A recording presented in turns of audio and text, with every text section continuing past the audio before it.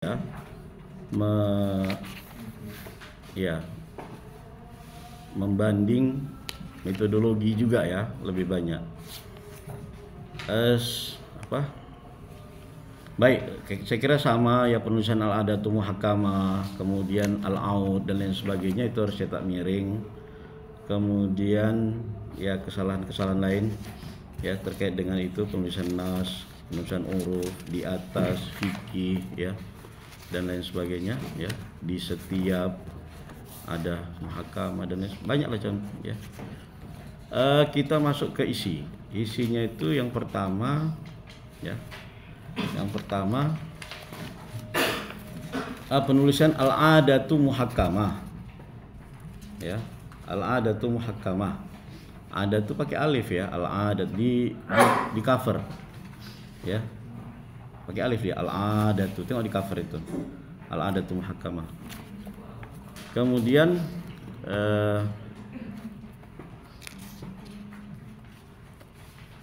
di sini ada teori adat juga menawarkan solusi hukum Islam yang alias zaman, maka disebutkan dalam kaidah turunannya. Berarti ini cabang kaidah. Oh ya, mengingatkan semua kita buat subjudul setiap makna kaidah. A, makna kaidah. B, itu kan dalil kaidah. C, contoh kaidah. D, cabang kaidah. E, pengecualian kaidah gitu, biar nggak bercampur baur dia. Nah, di sini sebetulnya turunan kaidah ini atau cabang kaidah ya.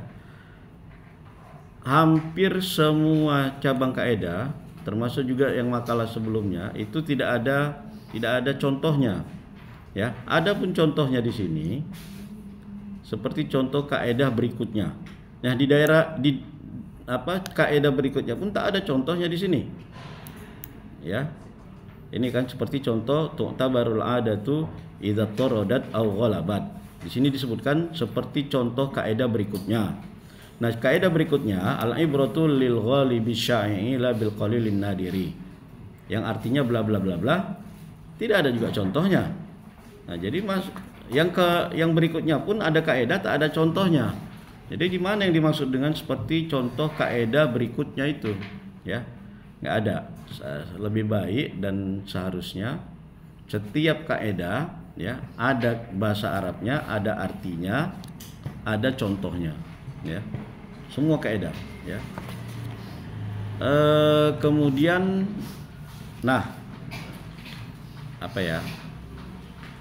saya kira tadi bacanya ada yang salah, ada yang benar ya, pembacaan kaidahnya.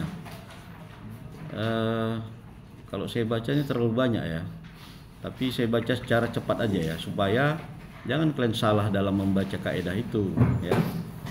Terus saya baca secara cepat ya. Taghayyurul ahkamil mabniyati 'alal a'rafi wal masalihi bi taghayyuril azman. Al aslu anna jawab as-su'ali yajri 'ala hasabi ma ta'arafa kullu qaumin fi makanihim. Isti'malun nasi hujjatun ya, yajibul amalu biha, tu'tabarul adatu idza taradat aw ghalabat.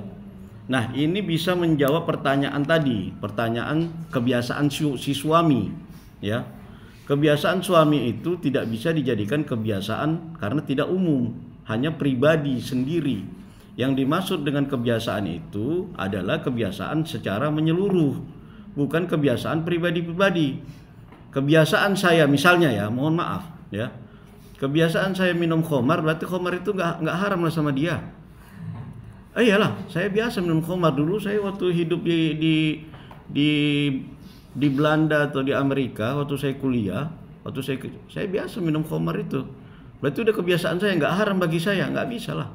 Ya, tetap kebiasaan yang dimaksud adalah ma ta'arofa alaihin nasu, nas manusia, mayoritas ya. Kalau pribadi-pribadi itu bukan kebiasaan. Kebiasaan mungkin secara bahasa, tapi secara istilah itu bukan adat. Kalau kita bilang kebiasaan saya kalau pagi itu nggak sarapan, ya kan? Itu mungkin kebiasaan yang maknanya bukan adat, bukan uruf, ya.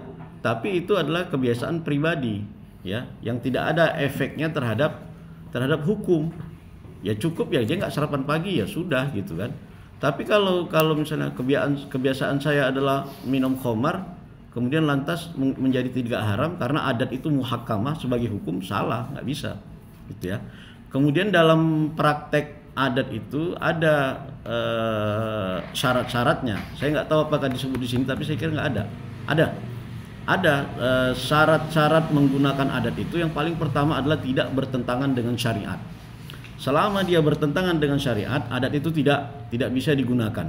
Adat mana saja, mau adat Karo, Mandailing, ya, adat Minang yang melamar itu adalah perempuan, yang memberi mahar perempuan dan lain sebagainya, talak juga ada sama perempuan, itu tidak bisa ditolerir karena dia bertentangan dengan syariat. Nah, selama dia tidak bertentangan dengan syariat, silakan pakai adat itu, ya.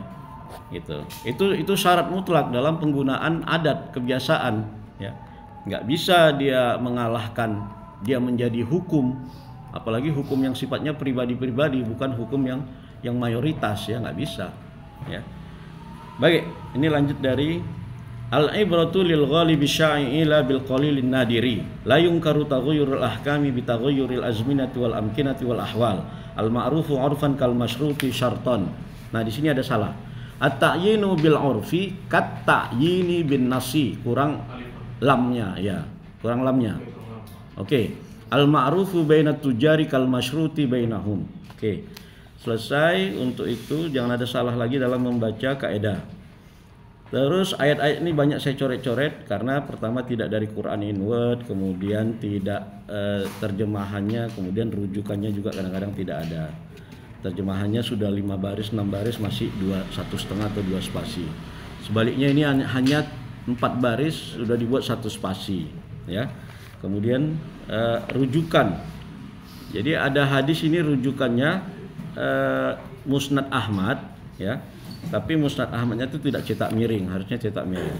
Selanjutnya, terus di halaman 9, ya, masih juga ayat, ya, sama seperti tadi, ya, perbaiki sendirilah. Nah, pengecualian, nggak ada pengecualian di sini, Mat. Damuri, nggak ada, ya. Sudah di apa Husna dari tadi. Oke, jadi ya jadi pengecualian itu semua adat yang bertentangan dengan syariat, itu pengecualian.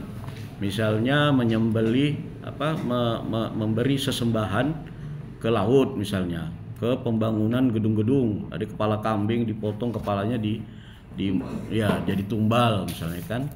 Udah gitu untuk sebagai pawang hujan, misalnya taruh cucuk cabai apalah segala-segala itu kan, atau ada manggil pawang hujan si Rara atau Rara itu ya waktu Mandalika.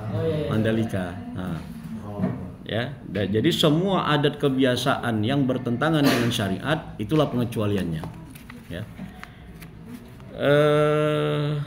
Apalagi nanti kita masuk ke soal pertanyaan. Oke, pertanyaannya, apabila berbentur Islam dan adat, ya jawabannya tadi sudah dijawab, ya tentu Islam lah. Kalau dia berbenturan, ya. Adat dikesampingkan, ya, kecuali tidak berbenturan seperti mahar, karena Islam juga nggak menetapkan berapa besaran mahar itu kan, pokoknya kasih mahar gitu kan. Kemudian uruf dalam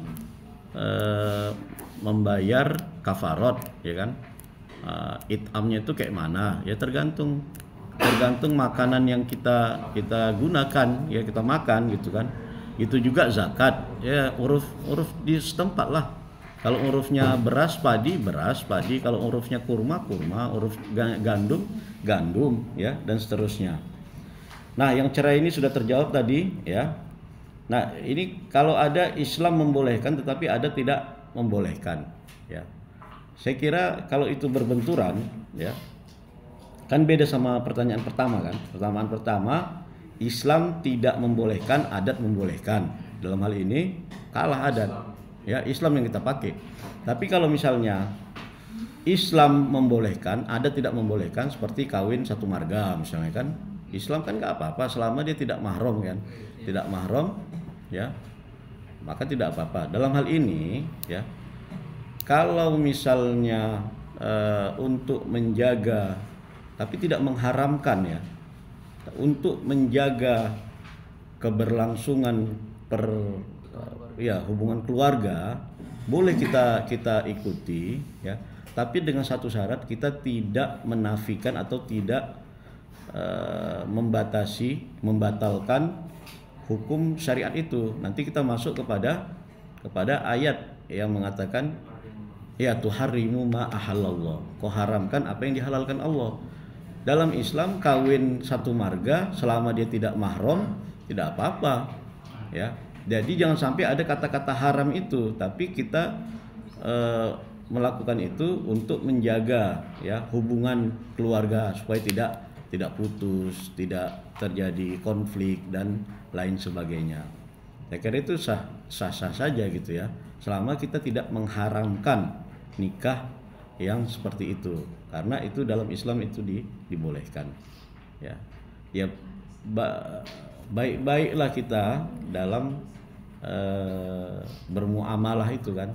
Jadi ada tarik ulur gitu, tidak semuanya menjadi harus kita benturkan kepada syariat Islam gitu. Oh nggak bisa, ini dalam Islam seperti ini ya, boleh ya, kenapa pula dilarang gitu kan ya. Ya, kita ikuti adat ya selama itu masih bisa ditolerir dan tidak membatasi atau menyalahkan hukum Islam itu gitu. Saya kira itu jawabannya terhadap pertanyaan-pertanyaan yang disampaikan tadi. Itu mungkin yang dapat saya sampaikan ya. Ada yang mau tanya? Udah jam 4 loh. Gimana? Terserah lah. Kalau kami kan nggak ada kesibukan ini. Ya. Nggak nanya kalau slow Pak. Nggak nanya kalau. Silakan. Jadi di syarat-syarat pengaplikasian al-adah muakam. Kan ini kan di Makelapang ini kan ya dibuatnya. Ya. Subnya yang mana apa saja. Cuman udah saya bagikan di yang ketiga, kesesuaian sikap dan lafaz bagi pelaku adah. Jadi pelaku adah tidak menafikan tradisi yang ia lakukan. Poinnya ini bila antara pelaku dan tradisi berseberangan, apa yang ia ucapkan, maka yang menjadi acuan hukum adalah ucapannya.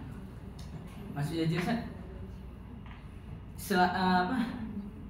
itu yang mengucapkannya itu apakah harus kepala adatnya atau orang tertentu atau orang biasa pun dia juga bisa gitu, bagaimana? Iya, ini sebetulnya dijawab oleh pemakalah ya kan, tapi nggak apa-apa. Jadi adat itu ada dua. Pertama adat yang sifatnya qauli, yang kedua sifatnya fi'li. Yang qauli itu memang harus pernah diucapkan oleh semua orang, bukan hanya ketua adatnya. Kami tahu bahwa kalau pembagian hasil antara petani dan pemilik modal atau pemilik modal dan pemilik lahan adalah 50-50.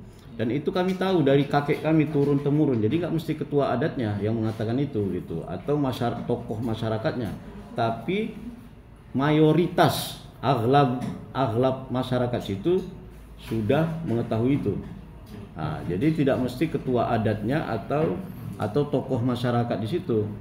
Ya, jadi kan definisinya ma ta'arofa alaihin nas, apa yang dimaklumi, diketahui oleh semua manusia. Kalau tidak semua, aghlabun nas gitu. Tapi intinya annas gitu, bukan hanya akabiruhum misalnya, orang petinggi-petingginya atau nggak ada. Jadi semua manusia itu sepakat, inilah adat kebiasaan kami turun temurun dari dulu gitu. Tinggal kita lihat saja apakah sesuai dengan syariat atau tidak sesuai dengan syariat. Semua yang tidak sesuai dengan syariat kita batalkan. Artinya kita kalahkan dengan syariat. Gitu. Kecuali yang terkait dengan tadi itu yang terakhir yang saya jawab itu gitu ya. Gitu. Saya kira itu.